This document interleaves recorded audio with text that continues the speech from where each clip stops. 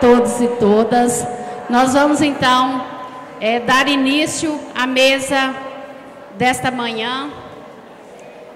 Nós vamos compor a mesa agora, convidando a companheira Fátima Silva, que é pedagoga pela Universidade Federal do Mato Grosso do Sul, secretária de Relações Internacionais da CNTE e vice-presidenta da Internacional da Educação na América Latina.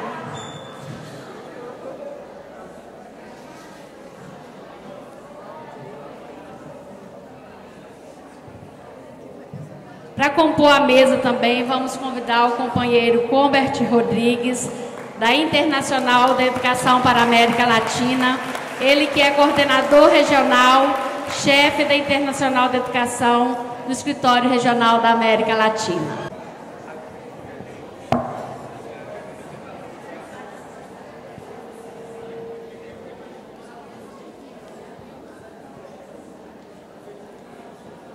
Então, Fátima e Combert vão discutir conosco hoje sobre a importância dos trabalhadores em educação aposentados na luta sindical no Brasil e na América Latina. Primeiro, um bom dia a todas e a todos.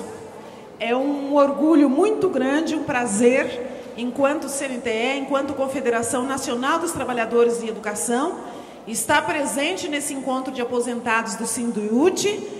E, inicialmente, já queremos agradecer, através das duas nossas coordenadoras da mesa, a Feliciana e a companheira Léo, este convite que nos faz enquanto CNTE e enquanto Internacional da Educação. Certamente, este é um de mais outro encontro do Sindiúti e de outros próximos encontros que virão. E as políticas tiradas, as decisões tiradas nesse encontro vão ser a política que o Sindiúti vai implementar no estado de Minas Gerais, mas também vai ser a política que o Sindiúti vai levar para dentro da CNTE, para que seja uma política da CNTE no Brasil todo e para dentro da Internacional da Educação. Como me apresentaram à mesa, meu nome é Fátima, eu sou sul-mato-grossense por opção, não nasci naquela terra, mas me tornei sul-mato-grossense e posso dizer que sou pantaneira e gosto muito daquele local, porque foi lá que me permitiu ser uma profissional, trabalhar, estudar, e é lá que eu quero ter o prazer de poder ter o direito de viver minha aposentadoria, igual vocês aqui estão vivendo no estado de Minas Gerais. Então, é um orgulho poder estar aqui e compartilhar um pouco daquilo que é a luta dos aposentados na América Latina e no Brasil, no nosso setor, no setor da educação. Eu vou apresentar o companheiro Combert Rodrigues, mais uma vez, até para explicar qual que vai ser a dinâmica que nós vamos utilizar. A Internacional da Educação tem uma direção da região. Internacional da Educação quer dizer Internacional da Educação da América Latina, IEAL. Ela tem uma direção eleita, qual o presidente é o professor Hugo Yasky, que é da Argentina. Eu ocupo atualmente a vice-presidência da Internacional da Educação, representando a CNTE, representando o Brasil. E tem um escritório que fica num país chamado Costa Rica, um país bem pequenininho, que fica lá na América Central, bem pequenininho. E nesse país, que é um país bem central, que fica na América Central, e que também facilita as políticas da região, fica o escritório da Internacional da Educação para a América Latina. O Combert Rodrigues é o coordenador desse escritório, é o coordenador de toda essa política para os países da América Latina. A sede mundial da Internacional da Educação, que daí a IEAL é porque é a América Latina, e IE, que é a Internacional da Educação, que daí junta todos os continentes, todos os países. Essa sede mundial fica na cidade de Bruxelas, na Europa, e aonde que tem todas as políticas do setor da educação. E é quem nos representa na ONU, na Unesco, enfim, em todos os organismos multilaterais. Nessa Internacional da Educação também tem uma direção eleita. Essa direção mundial, atualmente, hoje a presidente é uma australiana, e entre as vice-presidentes da América Latina tem a professora Jussara Dutra Vieira, que foi presidente da CNTE e que também é uma vice-presidente mundial da Internacional da América Latina, representando a CNTE, representando o Brasil e nos representando da Internacional da Educação. A dinâmica que nós vamos utilizar, que ele fala espanhol, mas nós temos uma vantagem enquanto povo brasileiro, é de escutar em espanhol, entender, mas na hora de falar a gente não sabe responder em espanhol. Né? Tem um amigo nosso canadense que fala, é o único povo do mundo que eu vejo isso, que entende o que o outro fala no idioma, na hora de responder, responde na língua materna, no caso nosso, que é o português. Então eu tenho certeza que boa parte daquilo que o Combert vai falar, todo mundo vai entender. E eu vou fazer um papel um pouco, com o meu portunhol de fronteira, né, que eu moro também na divisa com o Paraguai, de explicar algumas palavras que são poucos diferentes do que o nosso português. Como, por exemplo, já vou dizer uma. Quando aposentado, em espanhol, é jubilado. Então, toda vez que ele fala jubilado, quer dizer os aposentados, que é uma palavra bastante diferente em relação a nós também, né? Então, quando ele vai dizer assim também uma coisa, fundo de pensão, os fundos de pensão, as caixas de assistência, ahorro quer dizer assim, poupança, né? Então, assim, uma poupança, uma caja de ahorro, então uma caixa de poupança, que seria assim dos aposentados. Quero também dizer que o Combert, há uma semana, esteve no meu estado, nós também fizemos um encontro de aposentado, e foi muito produtivo, porque as pessoas também querem saber como estão os aposentados, nossos vizinhos no nosso país. E lá nós usamos uma dinâmica que deu certo, então nós queremos utilizar aqui, Léo também, e Feliciana, ou seja, ele fala, eu anoto algumas palavras, e depois, no final da fala dele, abriu para a pergunta, falou, não entendi isso, e como eu já tinha um pouco anotado, explicava e tal. Tá ok? Pode ser assim, Léo? Pode ser assim, Feliciana? Tá bom. A alegria está em Minas.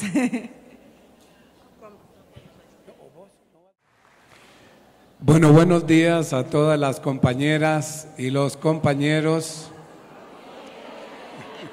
¿Entendieron? Quiero decir que voy a hablar despacio, divagar, para que entiendan, ¿ok? Están entendiendo muy bien.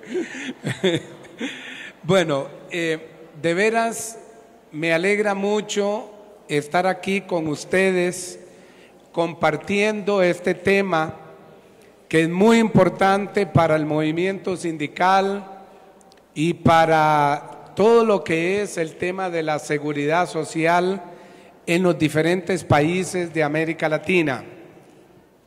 Quiero decirles que precisamente es tan importante para nosotros que en conversación o a solicitud de las compañeras del sindicato y en coordinación con Fátima, decidimos que íbamos a estar en este evento. Yo he viajado, como dijo Fátima, de ese país pequeño. Ustedes lo van a tener que buscar en el mapa. Queda en Centroamérica, a 8 horas de Sao Paulo en avión. Y después de Sao Paulo para acá en carro. Y hoy nos vamos. Venimos nada más a compartir con usted este tiempo que vamos a estar acá. Y después nos tenemos que ir a cumplir otra tarea. Pero con mucha satisfacción lo hacemos. Pueden tener certeza. He hecho esta introducción para ver si se entiende la idea. ¿Se comprende? Ok. Bueno, entonces, compañeras y compañeros, quiero decir lo siguiente. Este tema voy a decir aposentados, porque ya aprendí, aposentados. De los aposentados es un tema central en América Latina. Es un tema central porque precisamente trata el problema de fondo que existe a partir de hace 2 o 3 décadas hasta hoy día. No es un tema de hoy día, es un tema de hace muchos años. Y digo eso por lo siguiente, porque precisamente parte de lo que está siendo deteriorado en América Latina, en los diferentes países, es el tema de la seguridad social. Y el tema de la seguridad social tiene que ver precisamente cuando uno se retira del trabajo. Si uno queda con una seguridad para seguir viviendo honorablemente o queda uno desprotegido o desprotegida. Ese tema viene siendo afectado desde hace más o menos 3 décadas hasta hoy día de manera sistemática.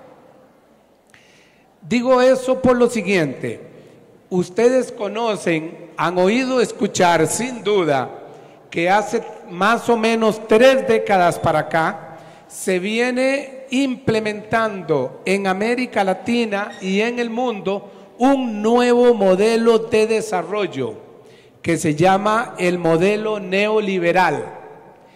Ese modelo neoliberal vino a sustituir otro modelo que antes se aplicaba en los diferentes países.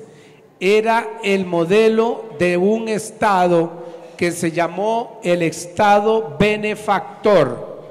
Se aplicó en la mayoría de los países de América Latina. Particularmente en la década del 90 se presentó de manera muy acentuada, muy fuerte en la mayoría de los países de América Latina ese cambio del modelo del Estado benefactor a un modelo neoliberal. ¿En qué consiste ese modelo neoliberal? Lo que significa es que todo lo que el Estado tiene que financiar para seguridad social, para servicios sociales, para salarios, para condiciones de vida de los trabajadores y las trabajadoras, se deterioró, bajó, se quitaron esos dineros, porque dijeron los neoliberales, y ahora les pongo ejemplos, dijeron que los servicios sociales eran muy caros para la población. ¿Se entiende? Caros. Eran muy costosos para la población, y que entonces tenían que retirar esos dineros, o que tenían que retirar los programas de seguridad social, o que tenían que retirar los fondos para los aposentados. ¿De acuerdo? Ustedes tienen que recordar, perdón, estoy hablando muy rápido, ¿está bien? Ok. Ustedes tienen que recordar los siguientes casos. ¿Recuerdan lo que pasó aquí en la década del 90 con Fernando Enrique Cardoso y con Collor de Mello? Bueno, esa era la política neoliberal. Lo que hicieron fue recortar los programas sociales. Ustedes recuerdan los argumentos que se dieron precisamente para hacer esos recortes. En Argentina hubo un presidente que eliminó los programas sociales. Se llamó Carlos Menem. Y así en cada país ustedes pueden encontrar que en esa década hubo especie de un consenso en América Latina, en donde los diferentes presidentes, que eran presidentes neoliberales, se pusieron de acuerdo porque respondían a una ideología, respondían a un proyecto en ese sentido, en donde bajaron, deterioraron las condiciones de vida de los trabajadores y las trabajadoras en general. Esa ha sido la tendencia. Ahora, hay que entender que el sector de la educación, por lo general, en los diferentes países de América Latina, ha sido un sector muy fuerte, a diferencia de otros sectores sindicales, por varias razones. Primero, porque es un sector que ha tenido de una u otra forma una importante estabilidad laboral, porque es sector público. Eso ha permitido mantener una base laboral en los diferentes países, pero también porque ha habido organizaciones sindicales fuertes en el sector de la educación. Es un sector muy organizado en comparación con otros sectores. Esto llevó a que en diferentes países el sector de la educación lograra organizar o constituir servicios de seguridad social, incluso propios para el sector de la educación, específicos del sector, a diferencia de otros sectores. Entonces, eso llevó a que se estableciera una acusación en diferentes países, indicando que el sector de la educación era un sector privilegiado, porque tenía concesiones, derechos, reivindicaciones mejores que otros sectores laborales. No estoy diciendo que eso se dio uniformemente, sino que se presentó en diferentes países en América Latina. En unos países sí, en otros países no. Pero los neoliberales indicaron de que los privilegios del sector de la educación y particularmente en lo que era seguridad social tenía que eliminarse o tenía que bajarse. Si el tope estaba aquí, tenía que llegar a este nivel. El deterioro, bajar las condiciones de vida de este sector, porque argumentaron que les haría caro al Estado y que el Estado no podía pagar esas condiciones de vida. Ahora, eso no quiere decir que sea de esa forma. Estoy indicando lo que los neoliberales argumentaron. No estoy diciendo que eso sea de esa forma. Entonces, eso llevó a que precisamente se diera una estrategia muy fuerte en América Latina en los años 90 para bajar las condiciones. ¿Y qué sucedió? Sucedieron varias cosas. En unos casos, los sistemas de aposentaduría del sector de la educación llevó a que dividieran al sector. Incluso quedaron en varios países 2 estatutos docentes. Hicieron una diferenciación entre los que les decían que eran los viejos educadores y los nuevos educadores. ¿Comprenden esa parte? Hicieron una división en términos legales y en términos de condiciones. Unos quedaron con las condiciones originales, con un estatuto docente del régimen de la docencia, y empezaron a crear una población nueva con un nuevo estatuto, con condiciones laborales y de seguridad social inferiores a las que venían teniendo. ¿Se comprende esa parte?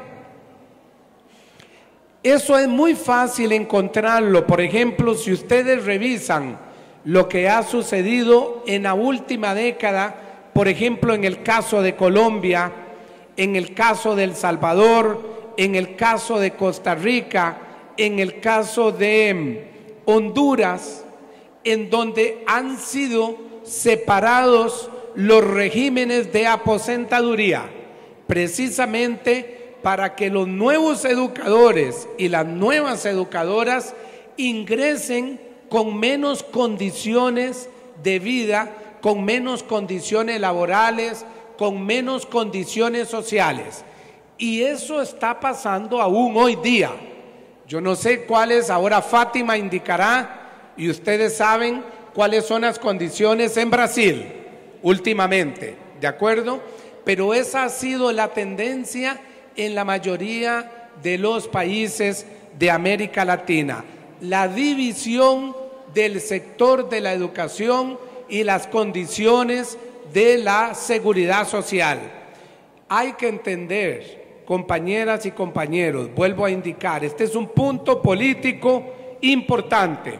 El sector de la educación, aún hoy día, es el sector que tiene una importante capacidad de movilización en los diferentes países de América Latina.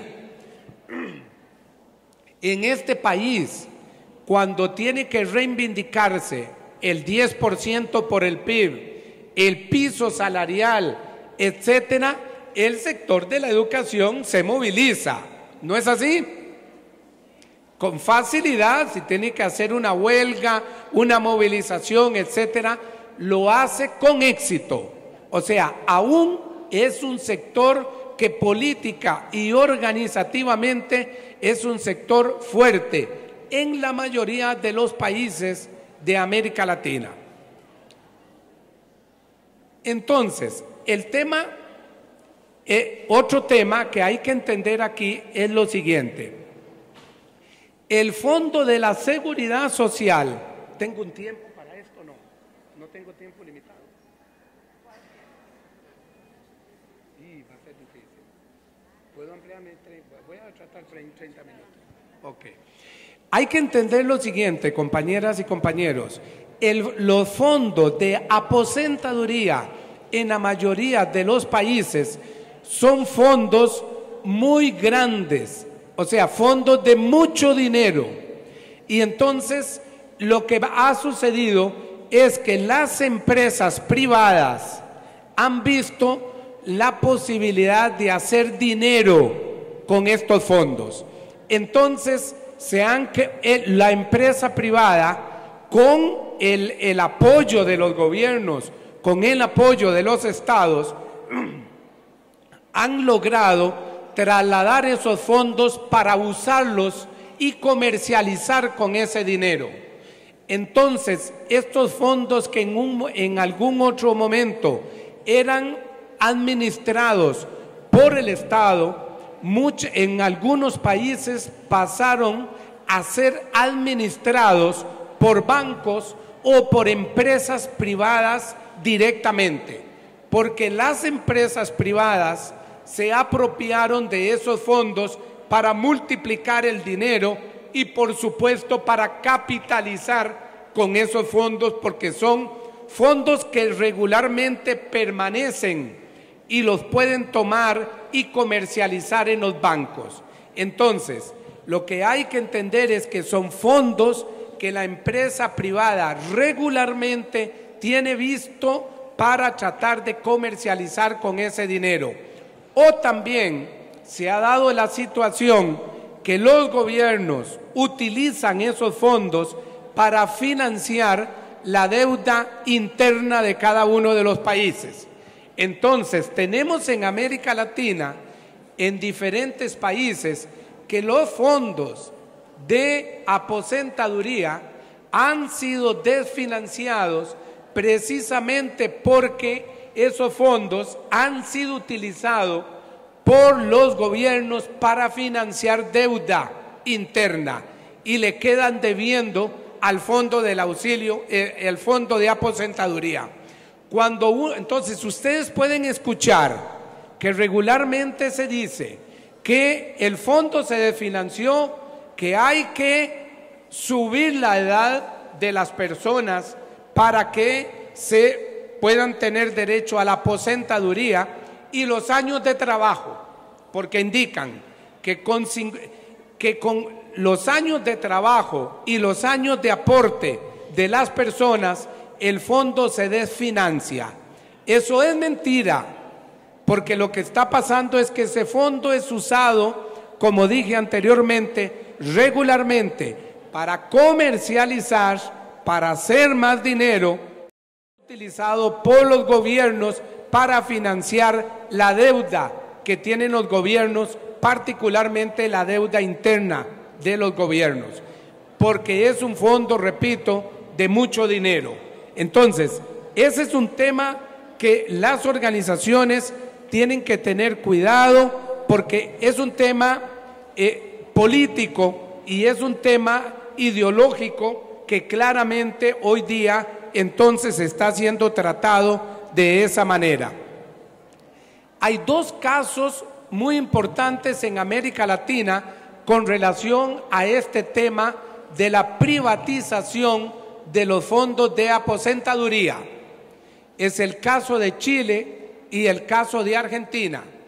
El caso de Chile es un país donde absolutamente todo en ese país está privatizado, y ahí las personas que quieren retirarse y tener un derecho como aposentado, como aposentada, cuando se retira, lo que tiene que hacer es aportar a una caja de ahorro privada o a un banco privado. El Estado no recolecta el fondo. En el caso de Chile. En el caso de Argentina, ese fondo que venía siendo recolectado por el Estado en la época de Carlos Menem, se creó una cosa que se llamó las AFP. Esas AFP era un fondo privado de manejo de la cesantía que llegó a tener tanto dinero, que se capitalizó tanto y no daba los servicios a los aposentados, que precisamente en este último gobierno de la actual presidenta fue tomado de los privados y fue pasado al Estado. Eso fue una decisión política clara, precisamente porque lo que se estaba garantizando era desde el Estado garantizar una vida digna para cuando las personas adquieren el derecho de aposentaduría. Entonces, tenemos países que como tendencia, desde que empezó a desarrollarse organizativamente el sector de los aposentados, se crearon sistemas propios manejados por las organizaciones sindicales. Ojo con esto, porque es muy importante. No en todos los países de América Latina se ha logrado eso, pero hay un grupo de países en América Latina que se logró que las organizaciones sindicales crearan sus propias instituciones de manejo de los fondos de aposentaduría. Esos países son Costa Rica, Honduras, República Dominicana, Colombia, Perú, Ecuador, Chile y ahora lo está haciendo Nicaragua. Son fondos que regularmente están siendo manejados entre los gobiernos o con participación de los gobiernos, pero con participación directa del sindicato. El sindicato tiene que manejar políticamente, administrativamente, gerencialmente ese fondo para garantizarle el retiro seguro a los afiliados y a las afiliadas. Esos casos de esos países es importante que los sindicatos vayan a ver cómo funciona, porque hay fondos muy fuertes de manejo directo por los sindicatos. Algunos comentarios adicionales porque ya me marcaron tiempo. Hay que tener claro lo siguiente, compañeras y compañeros. Este tema, por lo general, no ha sido un tema de manejo o de la agenda sindical. Es un tema que incluso en las negociaciones salariales regularmente ha quedado relegado. ¿Se entiende relegado? Ha quedado relegado en las negociaciones. Lo que quiero decir con esto es que es muy importante este tipo de actividades que ustedes están haciendo, porque el sindicato o todos los sindicatos de la educación necesariamente tienen que incorporar esto como parte de su política de lograr en cada uno de los sindicatos, porque es parte precisamente de la seguridad social, que tiene que ver no solamente con los trabajadores activos, sino con los trabajadores y las trabajadoras que han dejado de ser activos o activas. Tiene que ser incorporado como una política permanente, porque regularmente en las negociaciones salariales, al menos en América Latina, cuando el sindicato negocia salarios, lo último que se negocia es precisamente la parte del incremento de los aposentados. Es como la última parte, no es necesariamente la parte central, y por eso es importante, insisto, este tipo de actividades para que los sindicatos y las confederaciones nacionales, en este caso de la educación, incorporen esto como parte de su política de manera permanente. Hay que indicar que esto es parte de un tema central hoy día para toda organización sindical, y no es únicamente para el sector de la educación.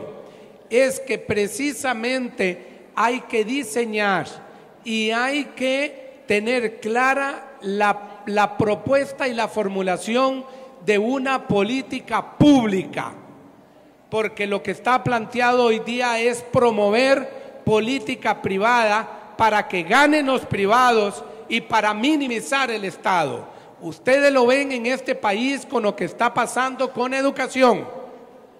En los últimos años, desde el primer periodo de Lula para acá, ha habido una política pública importante para fortalecer la educación pública. Ha sido difícil, pero han habido acciones importantes. Pero eso es parte de una pelea política, porque si ustedes observan, está instalado en este país, como en muchos otros países de América Latina, lo que se llama el comercio de la educación. Y parte del comercio de la educación está precisamente los regímenes de aposentaduría. El que ingresa al sector privado de la educación, porque es parte precisamente del sistema del comercio de la educación, no necesariamente entra con un régimen de aposentaduría que sea sólido o que se garantice una vez que esa persona finalice su periodo de trabajo. Por lo general, la tendencia es que así como en el sector público dividieron a los viejos y a los nuevos, o a las viejas y a las nuevas, en el sector privado, los que entran hoy día a trabajar en el sector privado no se les garantiza el derecho de un fondo de retiro. Esta es la tendencia hoy día, compañeras y compañeros. Hay que tener claro eso fundamentalmente, porque el tema clave aquí es la política y la estrategia del sindicato para defender una política pública, defender y proponer una política pública de defensa del sector de la educación, de las condiciones de trabajo de quienes son educadores y educadoras, y particularmente de los fondos de aposentaduría. Eso es parte de los temas centrales que le toca al sindicato formularla, proponerla y defenderla, pero le toca a cada uno de ustedes, como están aquí hoy, movilizarse socialmente frente a las instituciones públicas que corresponden para defender precisamente la recuperación hoy día de una política pública que defienda las condiciones, en este caso, vuelvo a repetir, de aposentaduría para educadores y educadoras. Quedan otros temas, pero ya me dijeron que tenía que terminar la mesa. Luego seguimos. Cuando hayan preguntas, continuamos. Agora está na palavra a compañera Fátima. Bom, vou fazer aqui pouco um paralelo com aquilo que o Combert colocou, dizendo, ele falou um pouco de América Latina, então vou dizer como que é para nós aqui no Brasil. Ele disse dos países como funciona, então vamos ver como que para nós no Brasil funciona a questão da seguridade e a questão da aposentadoria. Bom, ele começa, na fala do Combert, ele começa dizendo assim que a primeira coisa a gente tem que situar aonde que fica o país dele, que é um país que fica na América Central e que dá 8 horas de avião de voo até São Paulo, né? E mais 3 horas e meia de carro para a gente chegar aqui, né?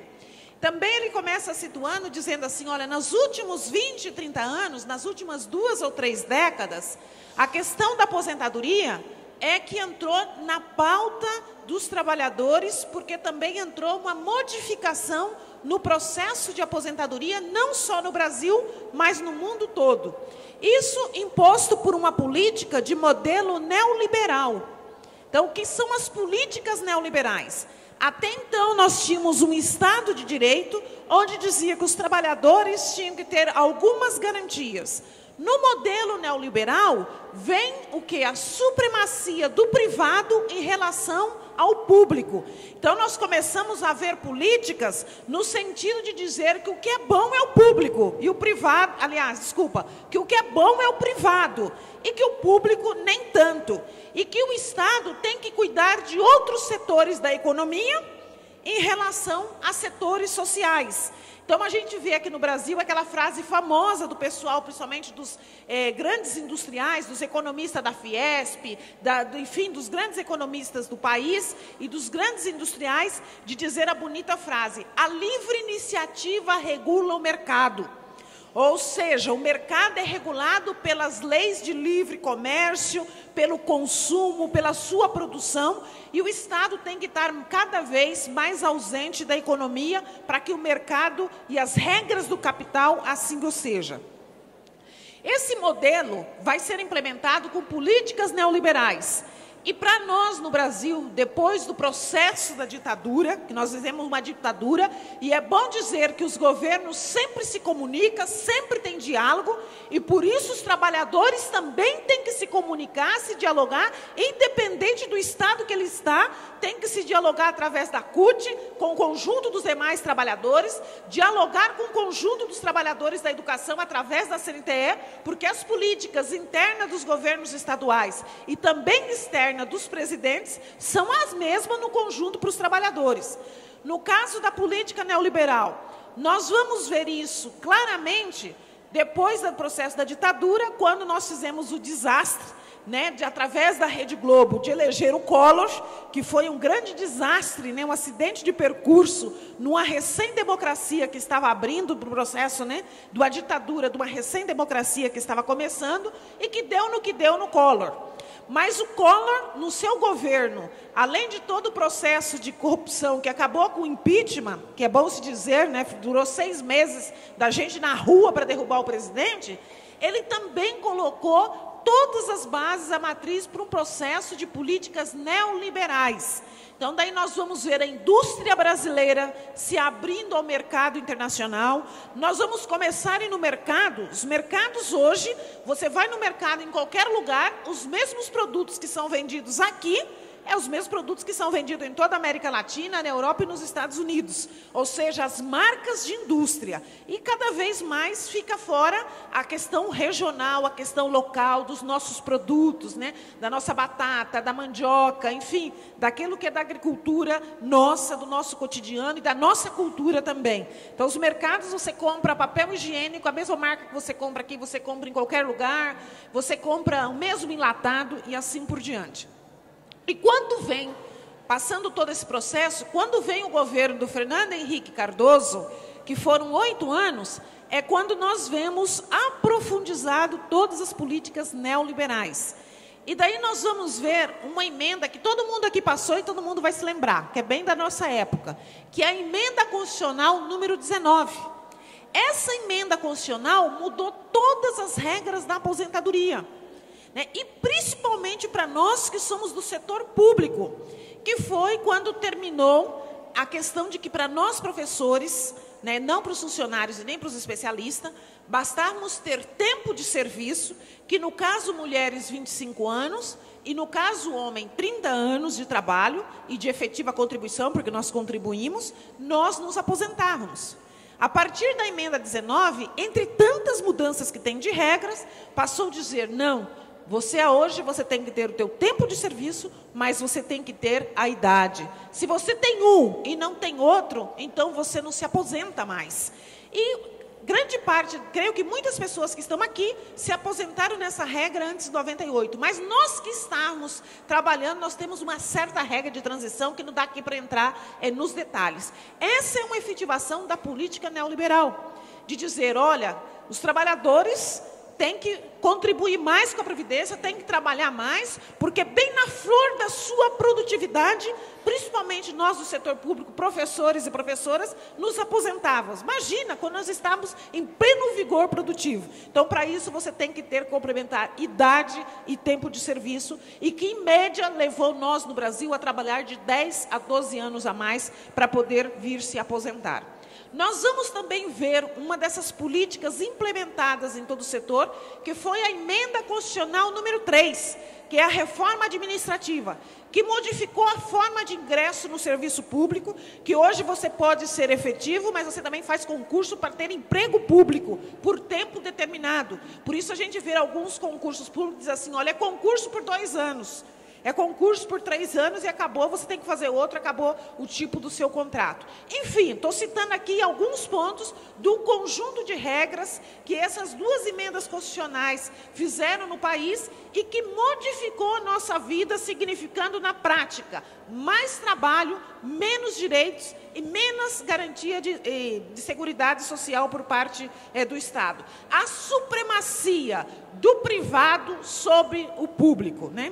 E nesse bojo, todo um aumento para nós do setor da educação, no setor privado. E daí nós vamos ver o imenso número de faculdades que foram criadas nesse período.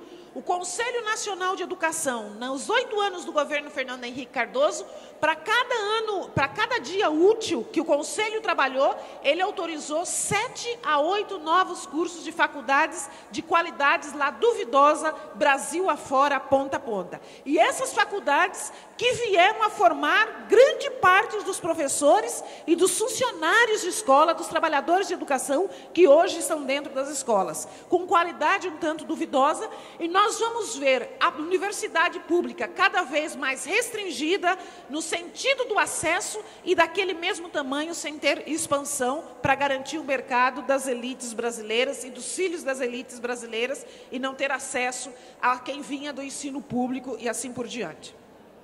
São essas 2 emendas. O terceiro ponto que o Combert levanta é o ponto de que o setor da educação é um setor forte. Ou seja, em todos os países nós estamos organizados em sindicato. E para nós também no Brasil, esse é um setor da educação em que em todos os estados o maior sindicato é o sindicato da educação. E, evidente, tem o maior número de trabalhadores e de trabalhadoras.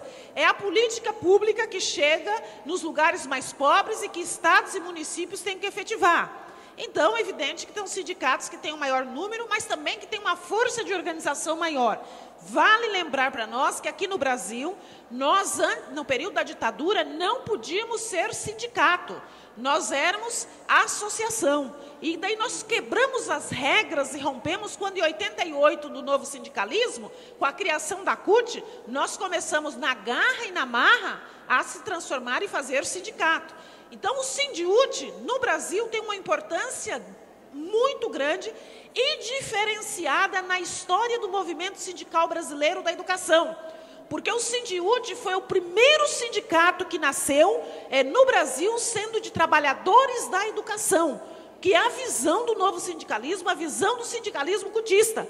Porque até então nós éramos, embora ditadura associação, mas era associação de professores. Depois de 88, e a CPB era a Confederação de Professores do Brasil. Nós só éramos professores dentro da CPB e nos estados, as associações, também só era de professores. O Sindiúte, quando nasce, ele nasce invertendo essa lógica. Ele nasce de trabalhadores da educação, aonde já está o professor, já está o funcionário, já está a merendeira, já está a pessoa da secretaria e tudo. Essa ideia e essa mentalidade que veio ser o novo sindicalismo quando a CPB deixa de ser CPB e passa a ser CNTE, que é Confederação Nacional dos Trabalhadores da Educação. e passa a aglutinar os demais trabalhadores que não docentes, que não professores, dentro dos sindicatos. E daí Brasil afora. O meu sindicato, no caso de Mato Grosso do Sul, era a FEPROSUL, né, era só professor. Quando nós fazemos essa modificação, ele passa a ser FETEMES, porque é a única federação também dentro da CNTE, passa a ser Federação dos Trabalhadores de Educação de Mato Grosso do Sul. E assim por diante. Só 2 estados que não fazem essa unificação, que é São Paulo, que continua a PUESP e a FUSE, e no caso de Brasília, que continua o SIMPRO e o SAI, que foi muito mais por decisões de estrutura, até mesmo por decisão de política, para mostrar a diferença e a forma de organização desse setor e falar, olha, o meu Sindiúti é diferente, o meu Sindiúti que deu essa matriz. Né? Quem está aqui hoje como aposentado fez parte da construção dessa história, dessa resistência de associação. Né? Quem está aqui fez parte disso. Né? Então, o que a minha geração, o que nós estamos vivendo no movimento sindical do Sindiúti, da CNTE e da CUT, foi construção de vocês aqui. Né? E com certeza daqui 40 anos, outros vão estar e vão recordar desse momento que nós estamos nesse encontro de aposentados, analisando, porque nós estamos preparando o futuro. É fazer uma análise, reconhecer o passado histórico, valorizar o presente, mas pensar no futuro. E pensar no futuro é pensar para os próximos, mas também querer fazer parte dele. Quando o Combert diz isso, eu faço esse corte para dizer da nossa organização no Brasil, para comprovar a nossa organização, a nossa resistência e a nossa marcha, a nossa intervenção, que faz a gente viver esse Brasil que é hoje. E esse Brasil de resistência que não permite aquilo que o Combert colocou. Primeiro assim, com as regras da emenda constitucional número 19, modifica toda a questão nossa também de aposentadoria. Né? Quem entrou antes tem condições de trabalho diferenciada do que quem entrou agora ou quem entrou depois de 89, que não vamos aqui entrar nos detalhes. Mas depois eu vou dizer aqui no final qual que é a diferença principal na fala do Combert. Bom, o Combert diz assim, olha, tem países que aqui no Brasil, no caso com essas emendas, que modificaram, mas nós continuamos tendo uma previdência pública. Nossa previdência pública. Quando nós nos aposentamos, quem paga o nosso Estado, quem paga o nosso salário é o Estado. Se eu sou de Minas, se eu sou de Mato Grosso do Sul, ou se eu sou do INSS, a previdência com um certo teto, ela é pública. Tem países que não são públicas. E também modificaram, fizeram 2 estatutos do magistério. E daí a gente vai pegar Colômbia, Salvador e Costa Rica e Honduras, tem 2 estatutos. Um dos velhos e outro dos novos. Os velhos com alguns direitos e os novos com nada de direitos. Resumindo, também uma outra característica é que os estados começaram a dizer, aposentadoria nós não vamos cuidar. Então se criou caixa de assistência, fundo de pensões, administrado e capitalizado pelos sindicatos, para pagar as aposentadorias desses novos aposentados ou desses aposentados. E daí a gente tem uma série de países que faz isso, que não combina com o nosso modelo brasileiro. Nós não queremos isso. Nós queremos previdência pública, forte, previdência que garanta os meus direitos, porque eu colaborei na minha idade. Né? Eu não quero que o sindicato precise fazer uma caixa de assistência para garantir minha aposentadoria. Então, isso no modelo brasileiro não nos serve e nós não queremos. Uma outra parte de países tem um modelo também totalmente privatizado de previdência, que vou citar um caso que para mim, na minha vivência na América Latina, é o mais dramático. É o modelo chileno. E vou falar um pouco mais, pedindo licença, do Chile, porque o Chile é a grande moda. Depois que os estudantes estão na rua, que faz 2 anos, com manifestação e tudo, que alguém começou a ver o Chile, que lá também tem conflito. Se não, como que é que a Rede Globo passa para nós e a revista Veja e esse monte de porcaria que a gente tem no Brasil? Que lá é um modelo de desenvolvimento, que a maioria dos estudantes consegue estar no nível superior, que lá é o melhor modelo de economia da América Latina, que não é verdade. No Chile, a previdência é totalmente privatizada, e vou assim, falar um exemplo assim, muito básico. Tal. Se quero ter eu quero me aposentar aos 60 anos. Então, eu faço uma programação Vou numa previdência completamente privada, o governo não põe nenhum centavo, e lá eu me programo, olha, eu vou me aposentar aos 60 anos, quando eu me aposentar eu quero receber tanto. E eu acho que eu vou viver até os 70, então eu vou me aposentar, vou fazer um fundo para 10 anos. Bom, eu cheguei aos 60, fiz aquele fundo, tal, fiquei 10 anos, me aposentei, vou lá receber totalmente privado. Mas nós estamos vivendo mais, a medicina está um tanto avançada, que lá no Chile é totalmente privatizada, não tem nada de público, né? Eu vivi 70, passei dos 70. Passei dos 70, me corta, porque eu me programei para 10 anos. Problema seu se você vai viver até os 80. Você não tem mais aposentadoria. Sem contar que muitas vezes você contribui numa caixa, de repente essa caixa fale, ou quem estava administrando vai embora, coloca o dinheiro no paraíso fiscal, e você do dia para a noite você pensava assim, puxa vida, meu fundo de aposentadoria, e não tem nada. É uma previdência totalmente pública. Para mim, o exemplo mais dramático que tem de previdência é o modelo chileno. Totalmente público e com nada de humano. Totalmente com regras de mercado. O outro exemplo, que eu no governo da Cristina Kirchner, na Argentina. Na Argentina também, durante o período do Menem, que foi um governador, um presidente totalmente neoliberal, ele também privatizou todos os fundos de pensões. Era público, passou para a iniciativa privada. Tá? Igual as mesmas regras do Chile. A Cristina Kirchner, agora no governo dela, pressionado pelos sindicatos, pelas centrais, fez o contrário. Interviu nos fundos privados e reestatizou. Quer dizer, as aposentadorias na Argentina passam a ser administrada com fundo de pensões públicos. E também criou a aposentadoria social para quem não tenha tido contribuição. Que é uma coisa que só nós também temos no Brasil. No país do Combert, não existe isso que tem aqui para nós, que é a Previdência Social Pública. Por exemplo, todos os brasileiros e brasileiras, homem que chegar aos 65 anos e mulher aos 60, mesmo que não tenha contribuído, a Previdência Social garante um salário mínimo. Que não seja insuficiente, mas tem como garantia que dá para sobreviver. Nos demais países, nos países que o Combert citou aqui, isso não existe. Quando você chega na tua velhice, ou você economizou através de um plano privado e tal, enfim, para ter sua aposentadoria, ou então os teus filhos vai ter que te manter, vai ter que sustentar, porque não tem nenhum salário mínimo que garanta na tua velhice vinda por parte do Estado. Então, essas são diferenciações. Quando eu falo, olha, minha mãe, que é trabalhadora rural, se aposentou e ganha isso, o Combert fala, eu, quando me aposentar, não vou ter isso, minha mãe não teve, meu pai não teve, ninguém teve isso se não teve contribuição. Então, isso é seguridade social e é isso política de Estado que tem que ser feita e é para isso que serve os impostos dos homens e das mulheres que constroem a riqueza da nação.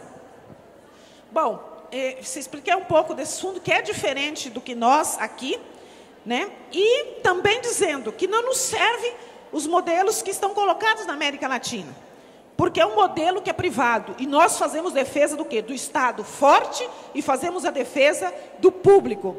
Por último, quero citar o caso de Honduras, Léo e Feliciana aqui por causa do tempo, mas nós vamos ter debate, a gente pode estar contando e fazendo um comparativo do que é no Brasil e o que é fora. Vou citar o caso de Honduras, porque Honduras faz 3 anos atrás, ficou muito conhecido no Brasil, porque foi o primeiro golpe de Estado dos tempos modernos.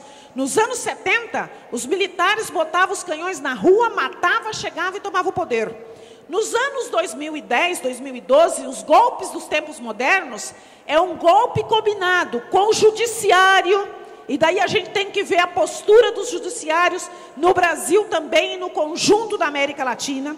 E golpes combinados com o judiciário, com o legislativo, com os parlamentos, para dar o golpe no executivo e de aparentar determinada legalidade e justificar a tirar presidentes eleitos pelo povo através do voto democrático. É o caso que aconteceu primeiro em Honduras, E o governo brasileiro, na época, o presidente Lula, teve uma postura muito forte e muito firme, porque o presidente se refugiou na embaixada brasileira, e a embaixada brasileira deu guarida e sustentou para que não matasse o presidente, e o povo que tinha elegido esse presidente em Honduras, na rua, para dizer que ele tem que voltar, e assim por diante, embora não tenha voltado. Sabe o que aconteceu em Honduras? Para completar, o povo está resistindo, está indo para 4 anos agora, nós tivemos lá este ano, tivemos na marcha de 3 anos de resistência do povo que não aceita o golpe. Lá eles pegaram o dinheiro do fundo de pensão, de aposentadoria dos professores, daí só de professores, não dos funcionários, porque lá era só de professores, pegaram o dinheiro dessa caixa de assistência e usaram para garantir o golpe. Agora, estamos falando aqui de 3, 4 anos. O que eles fizeram com o dinheiro da caixa de assistência, que era um bom dinheiro? Manter os policiais na fronteira, para não deixar o pessoal, manter a polícia na rua, segurando, matando gente e tal e tal. Da onde que saiu o dinheiro para manter a estrutura do golpe? Do fundo de pensão dos professores e tal. E agora nós estamos lá 3 anos, o pessoal não sabe. Daqui eu vou me aposentar, não tem mais o fundo de pensão, não tem dinheiro mais na caixa para pagar as aposentadorias. Isso também aconteceu, você está esse exemplo aqui colocado, né? E um outro modelo, que agora os governos também estão querendo ajudar, né? Por último, dizer assim, antes, quando eu comecei a trabalhar, vai fazer 27 para 28 anos. Diferente da Léo, que já se aposentou e tal, enfim, aqui. Mas quando eu entrei trabalhar na minha escola, lá na fronteira com o Paraguai, um lugarzinho desse tamanho, que os pais ficavam 1 semana na frente da escola para conseguir vaga, e não tinha vaga, quem chegava antes conseguia as vagas. Eu entrei na escola, tinha umas quantas colegas que iam se aposentar e falavam assim, graças a Deus, vou me aposentar, não quero mais saber disso, vou para o meu sítio, meu marido tem uma chácara, não sei o quê, ou eu vou voltar para o meu estado, porque lá nós éramos tudo gente de fora, poucas pessoas eram dali e tal. Tipo assim, acabou minha luta. Acabou esse negócio de sindicato, e nós estávamos começando naquele movimento, na efervescência da reabertura do processo democrático brasileiro, né? Na questão de 3 salários mínimos e assim por diante. Hoje, isso para nós não nos serve mais. Está mostrado que a luta nossa, ela tem que ser constante. Então, se aposentar não significa se aposentar das lutas. Significa aposentar do meu trabalho dentro da sala de aula com alunos e tal, e ter uma obrigação de estar lá 8 horas, 7 horas da manhã e assim por diante. Mas da luta a gente nunca aposenta. Por quê? Essa luta nossa fez garantir uma coisa que nós temos, que o Combert fala que é diferente dos outros países. Paridade, integralidade. Quer dizer, eu, quando tenho um reajuste no meu salário, todos os meus companheiros e companheiras aposentadas também têm um reajuste no meu salário, no salário dele. Isso é paridade. A outra que nós garantimos foi a integralidade.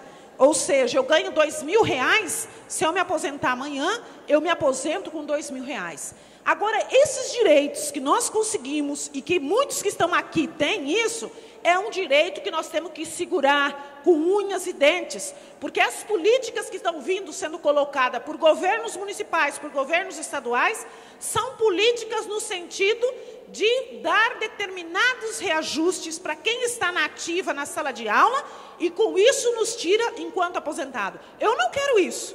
Eu quero que, se eu tenho R$100, aquele que construiu a riqueza do meu estado educacionalmente, também tenha os R$100. E aonde é que a gente vai garantir isso? A gente vai garantir na luta, a gente vai garantir dentro do sindicato, a gente vai garantir na rua. Porque a gente sabe dos parlamentos que nós temos.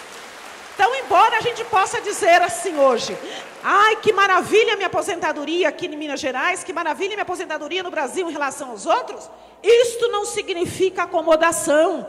Isso significa o quê? Luta para segurar o que a gente tem e força para que os que vão vir conquistar o mesmo que nós conseguimos conquistar. Isso nós temos que ter presentes constantemente. Também temos que ter o quê? Na nossa pauta, a Bia aqui é a nossa presidente da CUT de Minas Gerais. Mas a nossa pauta tem que ser para derrubar o fator previdenciário, Léo. Nós não podemos, porque nós temos uma situação enquanto funcionalismo público diferente, ficar acomodado com os demais que são aposentados pelo INSS e que o fator previdenciário reduz o salário e que tem obrigado homens e mulheres a cada vez mais pelo cansaço a querer ficar trabalhando, porque a redução do seu salário não vai dar para manter uma vida com dignidade como aposentado e como aposentada. Essa tem que ser uma pauta nossa. não é cuidar do nosso umbigo apenas, é cuidar da luta e da classe trabalhadora. E para isso nós temos que estar de cabo a rabo nas lutas que a CUT levanta no país, nas lutas que a CUT levanta dentro de Minas Gerais. Porque é garantir dignidade para a nossa gente enquanto trabalhador e trabalhadora, mas, acima de tudo, soberania enquanto nação e obrigação de políticas de Estado, de seguridade pública e de seguridade social. Certamente a gente vai ter muito ainda que conversar, que este encontro vai ser pouco, mas a gente quer ser convidado para os outros espaços do Sindiúd para continuar dialogando, mas acima de tudo, para a gente continuar organizando a luta de quem fez e de quem faz a educação pública nesse estado, nesse país e nesse continente. Muito obrigada. Obrigada, Combert, obrigada, Fátima. Nós vamos agora, depois dessa reflexão proporcionada por Combert e Fátima, nós vamos abrir agora para o plenário, fazer considerações, perguntas, questionamentos, e aí eu vou pedir a Léo para fazer o favor de recolher os crachás, a gente vai atendendo pela ordem. Bom, a mesa já colocou aqui que amanhã vai ter na parte da manhã, logo no início, vai ter um momento específico para tratar das coisas bem de Minas, das coisas aqui do Estado, né? E tenho certeza que aquilo que couber ser levado pelo jurídico, o Sindiúd assim vai fazer. Tanto que tem lá na frente, assim que eu cheguei, logo vi, tinha um plantão jurídico. Então, muitas das questões que foram colocadas aqui, talvez cabe fazer uma consulta lá para ver se cabe uma demanda jurídica, ou então esperar amanhã para tomar uma decisão enquanto coletivo. Estou dizendo isso porque são coisas muito específicas que a gente sabe através do CNE, porque os conselheiros falaram dessa reclassificação, desse reajuntamento que teve aqui em Minas, mas se até para quem é daqui de dentro é difícil, imagina para a gente que é de fora, né? Então, o que a gente vai falar aqui um pouco é das questões gerais, daquilo que cabe, que tem que ser regra em Minas, que tem que ser regra em São Paulo, que tem que ser regra em Mato Grosso do Sul, em qualquer parte do território nacional. Mas, assim, os específicos amanhã e o jurídico vão estar assim trabalhando.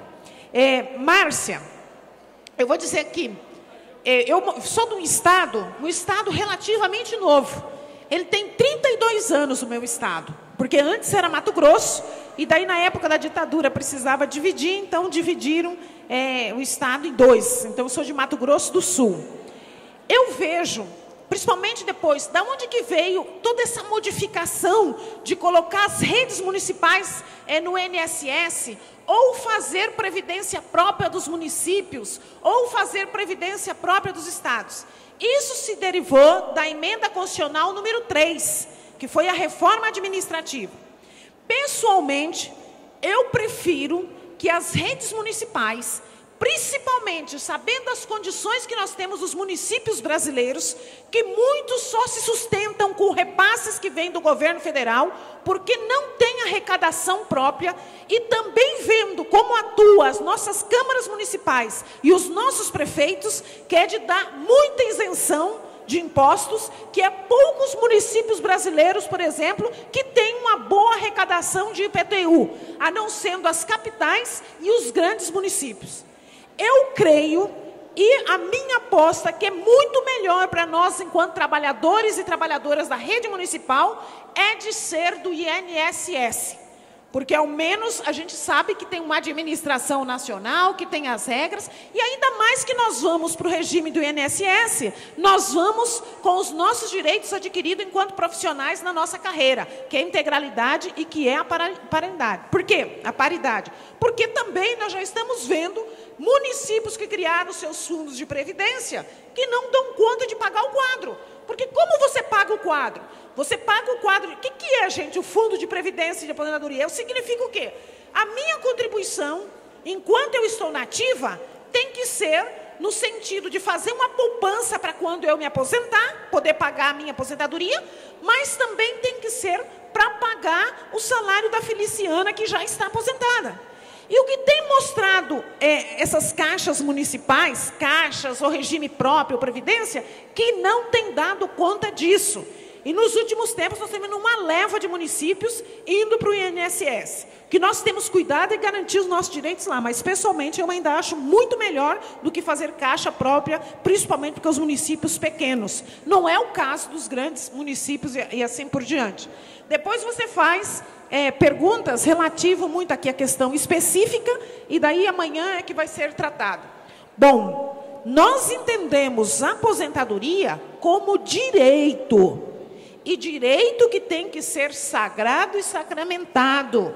Para quem passou uma vida produtiva, trabalhando, e que em tese, como é a lei natural nossa, a única certeza é que um dia a gente vai, que um dia a gente morre. Então eu quero, depois da minha fase produtiva, ter o meu ócio, garantir o meu espaço de convivência familiar, de fazer nada e de fazer tudo. Então, nós entendemos não como privilégio. Agora, os governos, os aplicadores das políticas neoliberais, nos diz que é um privilégio. E, para isso, você tem que aumentar o tempo de idade e tal, e assim por diante. Então, nós queremos viver esse direito com plenitude. E daí, aquilo que você coloca, são as regras que estão em mudança, que depende de caso a caso. Tem pessoas que têm direito adquirido em 98, que esses mantêm e que têm que seguir. Tem outros que entraram depois e tal, que daí a gente vai ter que analisar caso por caso, nos outros detalhes que você coloca. Maria Benevides, você coloca assim, das várias diferenciações que tem aqui no Estado também, que vem para amanhã, mas como é que a gente pode melhorar isso? Como é que a gente pode garantir? Primeiro, todos nós temos que estar na luta pelos 10% do produto interno bruto para a educação. Isso é uma luta da sociedade brasileira, não é só dos educadores e não é só dos ativos, não. É de quem está aposentado e todo. Por que significa? Mais recursos para o conjunto da educação pública brasileira e também mais conjunto de recursos para manter os direitos que os trabalhadores dessa educação pública no país têm feito. E aquelas gerações que vão fazer daqui para o futuro. Então, são as lutas macros que vai garantir o meu individual. É o coletivo que garante o meu individual. Como, por exemplo, o piso. O piso não é só para quem está na ativa. Então, a nossa luta para a implementação é de piso, de fato, aqui no chão, e não de teto. Porque, na medida em que eu garanto o piso, eu também vou ser levado para os aposentados e para aqueles que estão pensionistas, enfim, aqueles que não estão somente na ativa. E daí não dá para aceitar as maracutaias que têm sido feitas em relação ao piso em estados e municípios. Eu pago piso, mas contando todas as vantagens da carreira da pessoa. Não, piso é início de carreira. Então, é nas lutas macros que a gente garante o macro coletivo que vem para o individual. Isso que está, né? Bom, vocês levantam também aqui, várias falas levantaram sobre a questão do IPSENG. Da onde que vem essa separação de saúde e previdência? Também é da emenda constitucional número 3. Que antes nós tínhamos saúde e previdência junto no mesmo fundo, que nós aportávamos, que nós colocávamos o dinheiro. Depois disso, separou. E para nós, o que ficou? Olha, nós vamos para o sistema único de saúde, para o regime geral, né? Vamos para o sistema único de saúde, ou então vamos procurar uma forma privada. E daí tem uma outra pergunta aqui que eu quero responder em conjunto. E os estados e municípios criaram várias formas no sentido de dar atendimento diferenciado à saúde do quadro de funcionalismo público. E daí tem os IPSENGs, no meu caso tem a Caixa, que o governo do Estado faz um aporte de recurso público e nós entramos com uma parte. Se nós formos ver a raiz constitucional disso, gente, eu tenho isso no meu Estado, isso não é legal. O que tem que ser universal, independente se eu sou servidor público ou não, é o Sistema Único de Saúde, é o SUS. Mas o que aconteceu conosco, enquanto trabalhadores do serviço público, quando aconteceu isso? Nós nos desesperamos, tentamos criar alternativa, daí criamos os nossos institutos de saúde, ou mantivemos aquilo que a gente tinha. Por quê? Porque nós não queríamos ir para o Sistema Único de Saúde. Se nós, talvez, enquanto trabalhadores organizados e tal, fôssemos fazer a defesa do SUS e fôssemos para dentro em massa como nós somos, talvez o SUS teria resolvido o seu grande problema, que é a questão do atendimento e a questão da fila. Porque na questão do atendimento à saúde, o nosso sistema, ele é o melhor. E hoje nós que temos Ipseng, no meu caso temos CACEMES no meu estado, em São Paulo tem IP, enfim, se nós precisarmos de uma cirurgia de alta complexidade, nós vamos para o SUS. E vamos ser tão melhor ou tão bem atendido que fosse para um plano. A diferença é que lá do meu recurso público, do meu imposto que eu pago, e eu não vou pôr mais dinheiro nenhum lá para atender aquele atendimento. Então, a nossa ótica, gente, e digo isso enquanto Fátima individual, mas enquanto coletivo, nossa ótica teria que ser fortalecer o sistema único de saúde. E daí pôr dinheiro nesse sistema único e não criar os planos. Porque daí vai vir isso, as cobranças a mais. Saúde é caro. E uma caixa não se mantém com 500, 200 reais que a gente paga por mês, não. Não se mantém. E daí tocar nesse ponto é um ponto sensível, né? E também porque o governo coloca recurso público para dar saúde diferenciada para um grupo de pessoas que deviam ter o mesmo serviço público do conjunto da população. O Isaquias também fala do Ipseng, que eu já coloquei aqui. Célia, você coloca da questão dos cargos, a questão aqui também do Ipseng, que daí a gente entra na questão do valor e do preço da saúde, e daí você tem que fazer complementação. Não vai ter, gente, nenhum plano de saúde privado que você pague um tanto e que você vai ter isenção total dos teus atendimentos à saúde, dependendo da complexidade. Muitas vezes é o básico que você não tem que complementar. É todos os planos de saúde. Como que é na Europa? Na Europa, o sistema de saúde que funciona é público.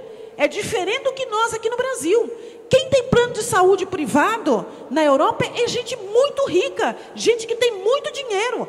Não é nenhum funcionário público, nem federal, nem nacional, nem local. Todo mundo está no sistema único de saúde e tem um bom atendimento. Porque também tem o pagamento dos impostos. Mas por quê? Sabe reivindicar e sabe dar um atendimento. Que é a grande crise europeia que está agora, que está restringindo o atendimento universal para os homens e para as mulheres, para os filhos e para os cidadãos que estão naqueles países, né? Então, da ótica e da aposta que nós fizemos. Então, saúde custa caro. E o modelo que nós fizemos de instituto é um modelo que não está dando conta. E eu tenho clareza, por ter essa discussão muito forte na CUT, que a nossa saída seria fortalecer o SUS. Mas a gente não tem disponibilidade para isso em função do atendimento colocado. Ana, você coloca das aposentadorias especial os 25 anos, né, que também é a emenda 3, que amanhã vocês vão tratar.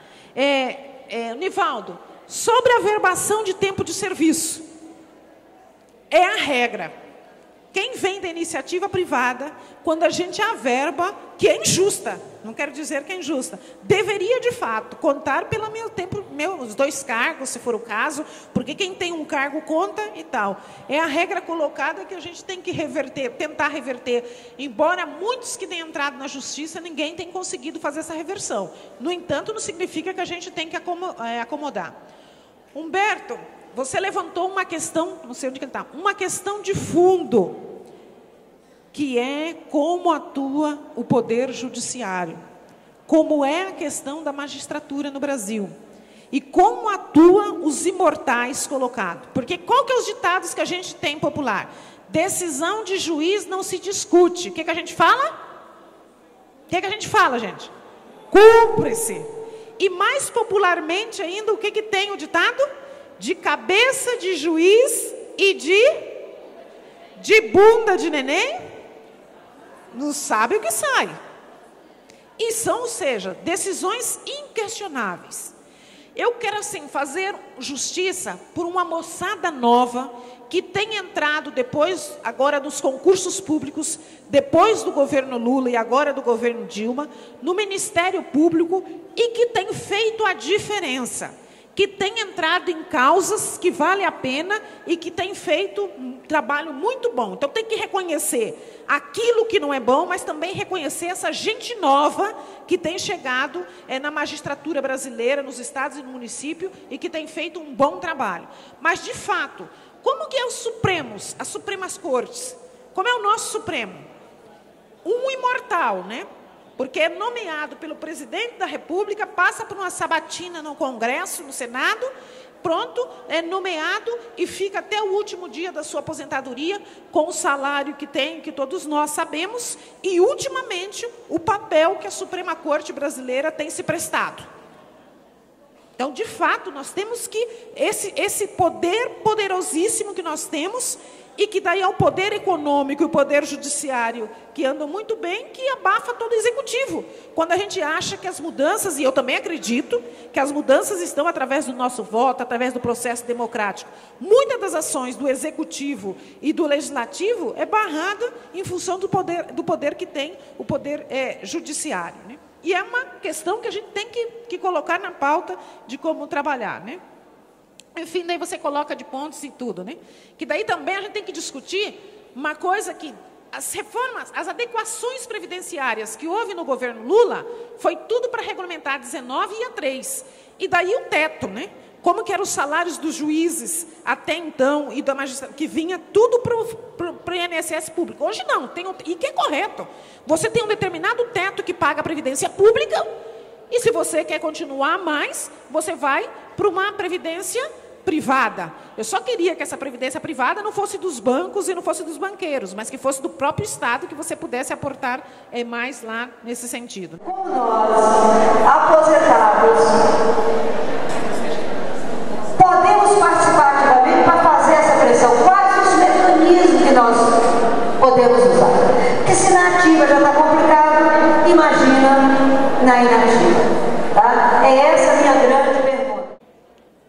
A Marli fala das mobilizações, né? O que a gente tem? É indo para as mobilizações macros, do PIB, do piso, das passeatas, das greves que a gente no Estado, enquanto aposentados, que a gente vai garantir. A Maria Cristina fala também de questões muito específicas daqui.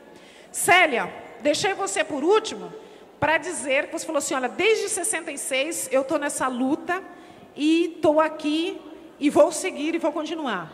Eu deixei para falar de 66, porque 66 foi o ano que eu nasci.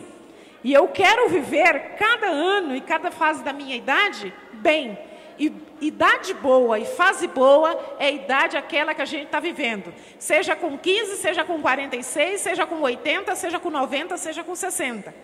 Mas o que vale nessa vida e o que vale da gente ter a nossa idade é viver bem cada momento, ter coerência com aquilo que a gente se vive e, acima de tudo, ter clareza. E eu acredito muito, assim que o universo, o mundo é tão grande e que cada um de nós e que cada uma tem algo a fazer, a passar por aqui e dizer, eu fiz a diferença. E fazer essa diferença, no meu ver, é fazer uma diferença na construção de um mundo melhor aonde que a gente vive.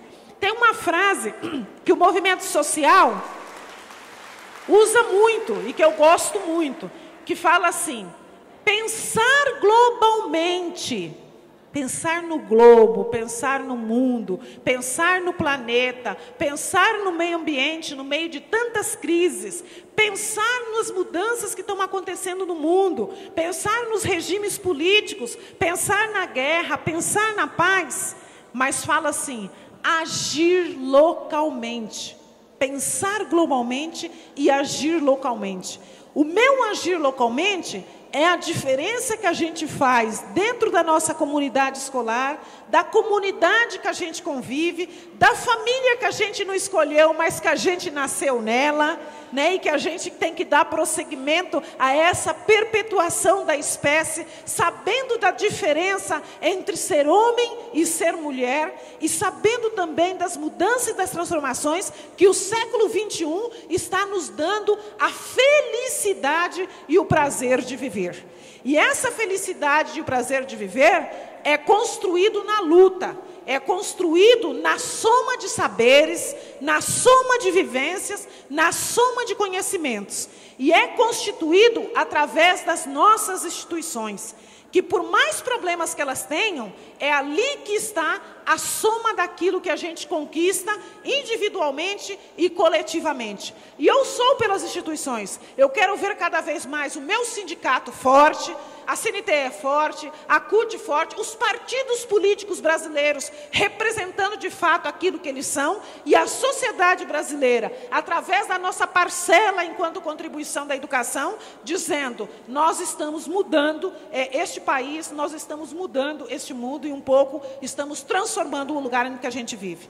Eu sei que a vida e a luta vai nos dar outras oportunidades de nos encontrar. quer seja nas passeatas em Brasília, nas passeatas que a gente vai fazer aqui no estado de Minas Gerais, nos encontros outros que a gente vai ter, nos aposentados, nos congressos, do projeto DST-AIDS, do projeto de diversidade. Porque a vida e a luta vai nos permitir novos e outros reencontros. Muito obrigada, Sindiúti, pela oportunidade de estar aqui com vocês. Bueno, lo primero que quiero decir es que mineiro e mineira fala muito rápido.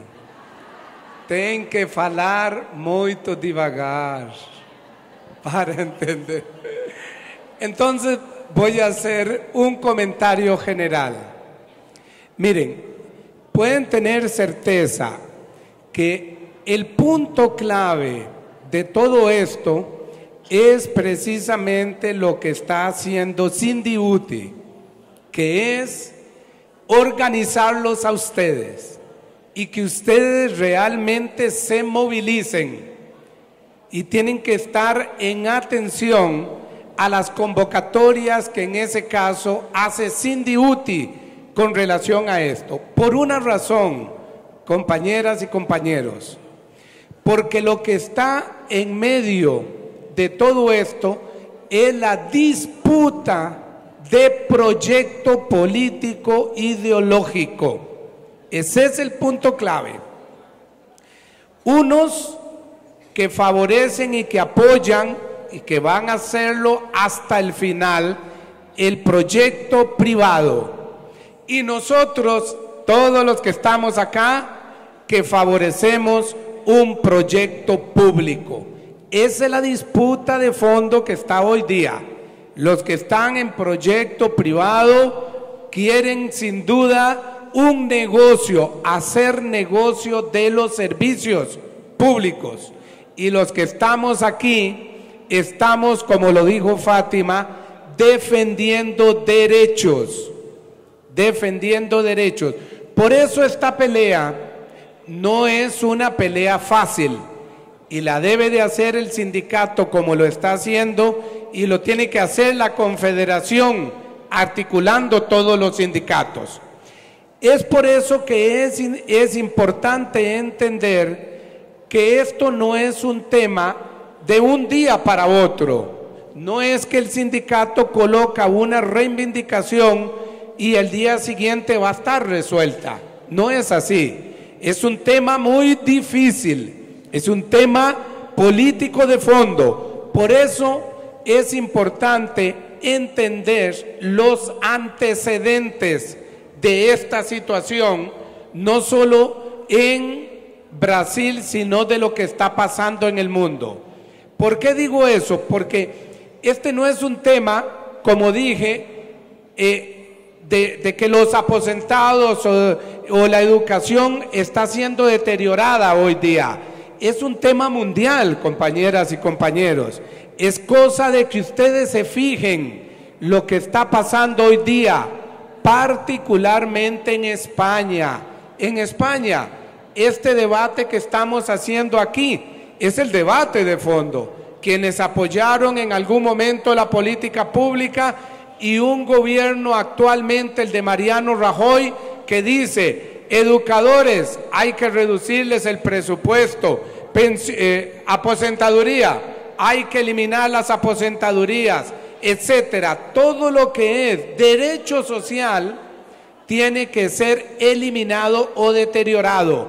Pero ya pasó en Grecia, pero ya pasó o está pasando en Italia, pero está pasando en Portugal, está pasando en muchos países, no solo en América Latina. Es un tema de la disputa mundial de dos proyectos políticos, que en este país está muy claro que quien defiende, voy a decir dos nombres, que ustedes los conocen muy bien. Si ustedes se movilizan, si ustedes defienden el proyecto público, sale la revista Bella diciendo, apoyando lo contrario, o sale Globo apoyando lo contrario, o no es así. ¿Qué es lo que propone y qué es lo que promueve Globo cuando hace difusión en educación? ¿La privada o la eliminación de derechos? porque hay dos claros proyectos en todos los países. Y en este país, como en los demás países en América Latina, a pesar de que existen gobiernos progresistas, hay que entender que los gobiernos progresistas no tienen el poder completo, sino que la suma de correlaciones de fuerzas diferentes con grupos de poder diferentes, con intereses diferentes. Y por eso la organización sindical debe continuar movilizándose, porque estamos en una etapa que va a continuar, que es la etapa de pérdida de derechos y particularmente derechos sociales. Este es un tema que va a continuar, por eso el movimiento sindical continúa vigente, por eso el movimiento sindical tiene que continuar movilizándose. Finalmente quiero decir, el punto clave es que el sindicato tiene que tener un proyecto sindical. Y cuando digo proyecto sindical, es que tiene que tener una visión global de lo que está pasando en el país y tiene que proponer no solamente lo que pasa en su sector, sino globalmente, porque esa es la disputa de fondo que hay hoy día, la disputa por proyectos de Estado y proyectos de sociedad diferentes. Y el movimiento sindical es un actor político que tiene que tener un proyecto de sociedad y un proyecto de Estado que compite con el de la empresa privada. Por eso es que el movimiento sindical tiene un desafío muy fuerte hacia futuro. Y también dentro del sector de la educación tenemos que entender lo siguiente, compañeras y compañeros. Regularmente o históricamente las luchas sindicales han sido separadas, o que peleamos por los aposentados, o que peleamos por las reivindicaciones del sector primario o del sector secundario, o por otro lado los del sector universitario, o por otro lado pensamos que también los funcionarios son parte del sistema, que funcionarios, ¿entiende?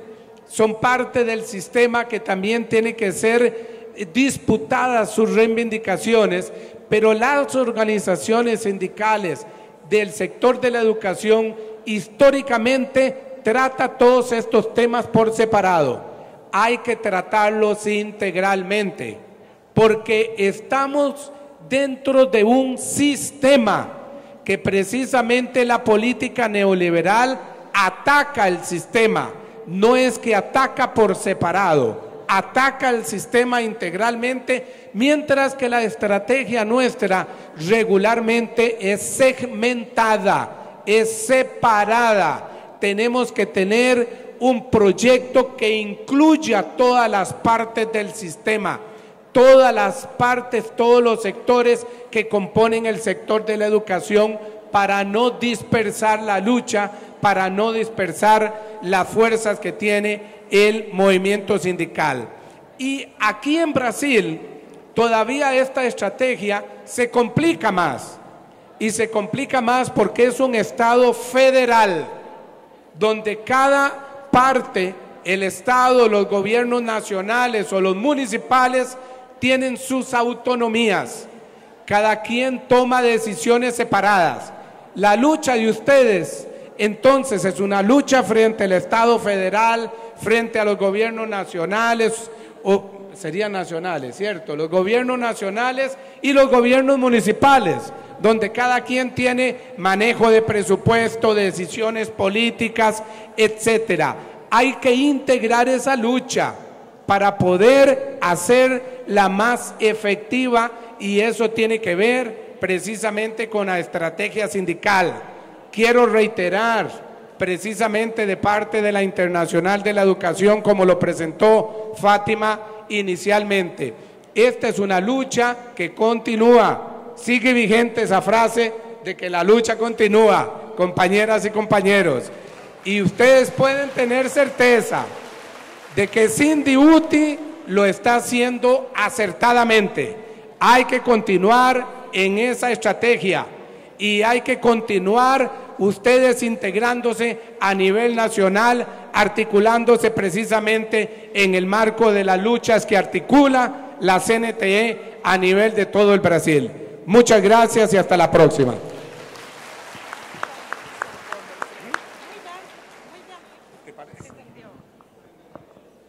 Então, nós queremos agradecer ao Combert e à Fátima por essa importante reflexão acerca da nossa luta, do fortalecimento da nossa luta por uma educação, por uma aposentadoria enquanto direito, que nós estejamos a cada dia mais na luta.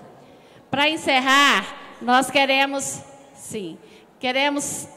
trazer para o Combert e para a Fátima uma bolsa do nosso encontro e queremos convidar Luiz Fernando e o Zé Luiz, que vão falar sobre a programação da tarde.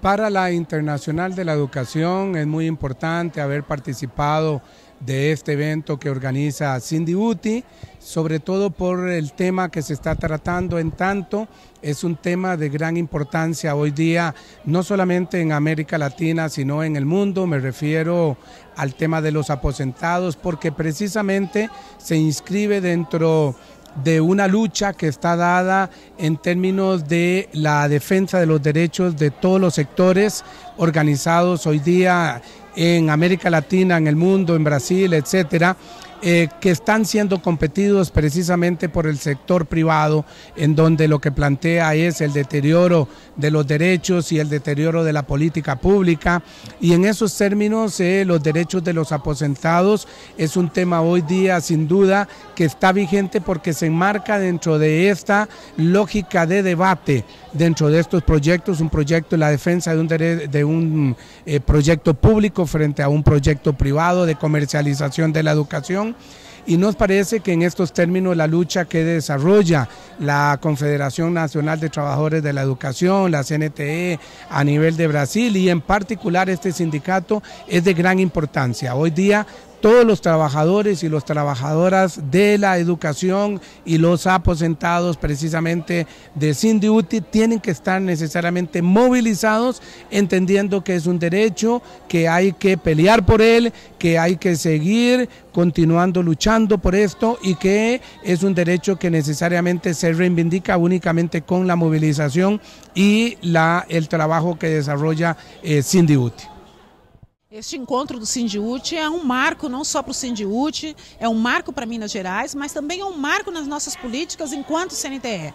Nós, enquanto CNTE, entendemos que todos os sindicatos têm que ter momentos específicos para discutir com os aposentados toda a política educacional que também está em curso vigente, mas discutir os seus direitos e também fazer uma avaliação, porque afinal, essa geração que está aqui são as gerações que construíram o que é hoje o Cindy Uti, o que é hoje a CNTE e o que é a Central Única dos Trabalhadores, a CUT.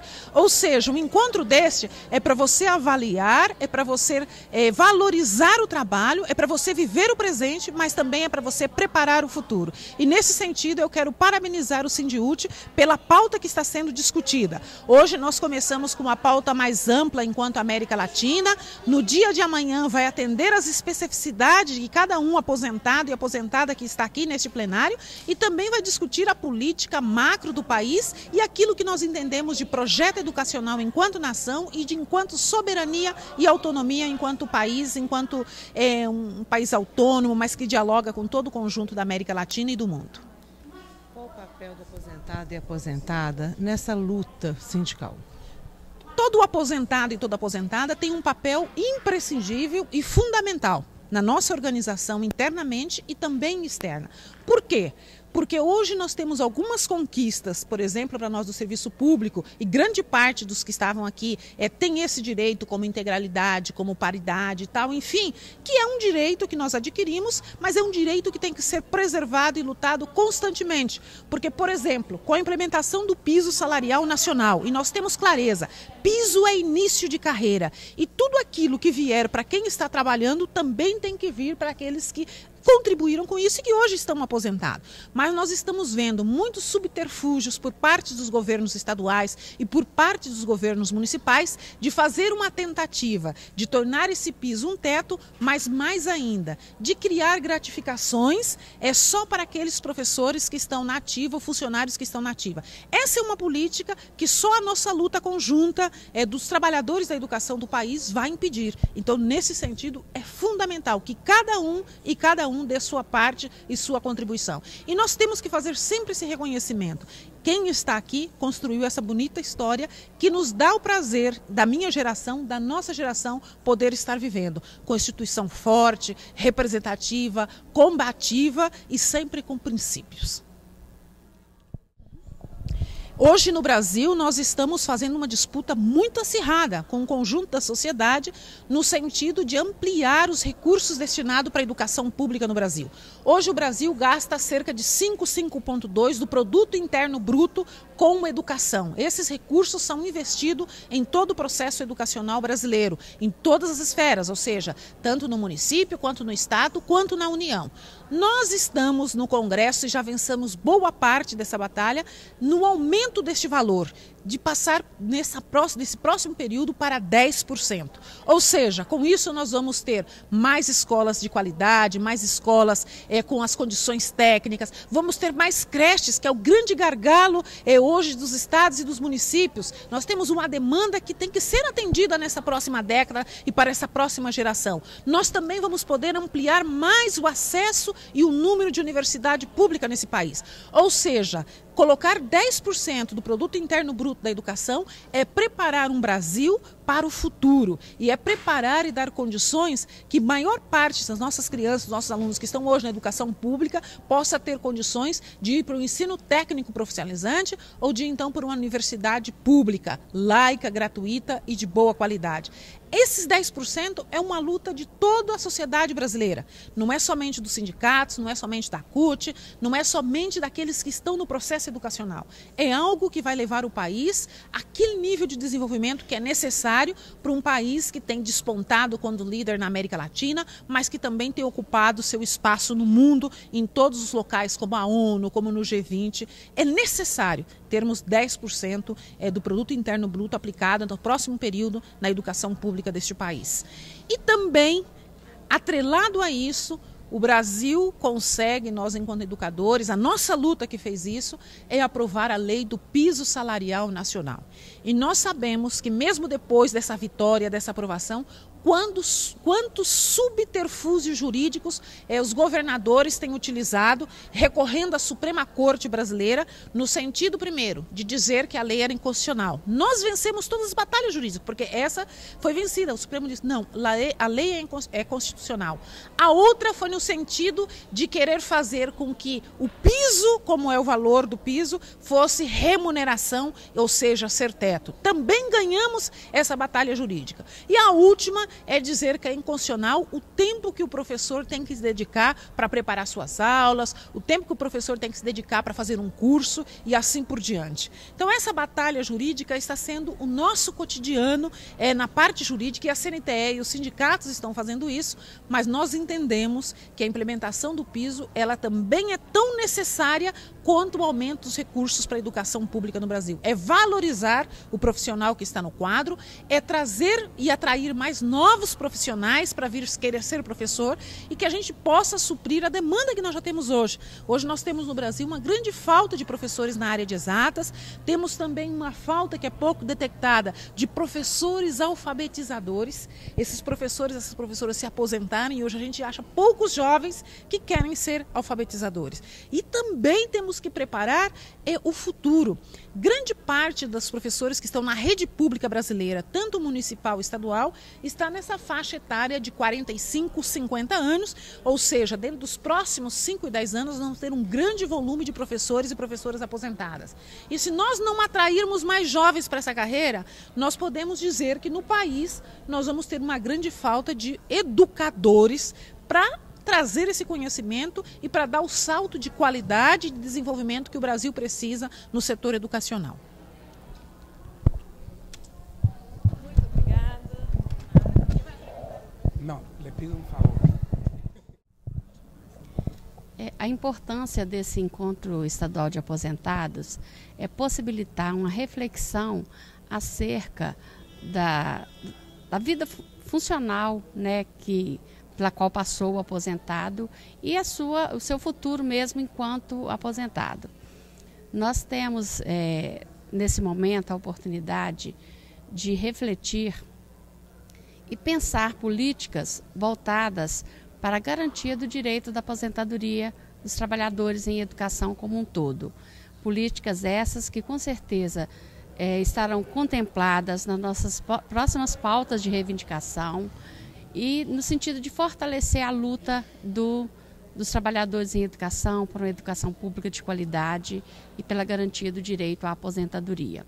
É importante essa reflexão, porque os aposentados e as aposentadas de Minas Gerais têm participado de forma bastante efetiva da luta, especialmente nos últimos anos, e que a luta seja fortalecida a cada momento, que a luta reflita no potencial que tem o aposentado e a aposentada na organização sindical, no pensamento em relação às questões da sua vida, né, da sua experiência de vida para o movimento sindical, para a organização dos trabalhadores no estado de Minas Gerais.